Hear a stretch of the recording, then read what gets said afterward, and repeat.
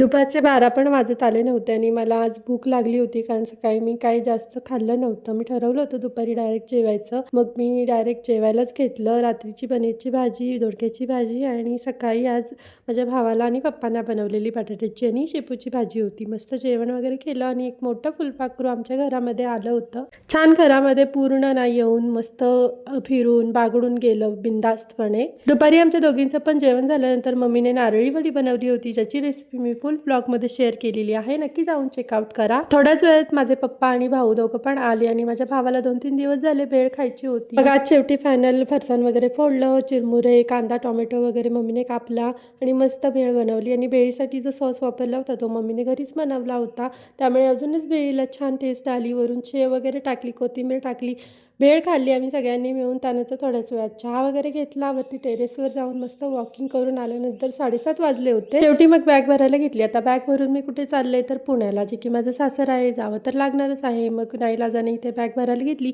भरपूर सारे कपडे, साड्या वगैरे होत्या, सणामध्ये आले होते त्यामुळे. तर जे काही लागणार होतं तेवढंच घेतलं, जे लागणार नव्हतं तेवढंच ठेवलं. बॅग तर भरून रेडी करून ठेवली. आता बघूया, तिकीटच वगैरे बुक करायचं राहिलं होतं.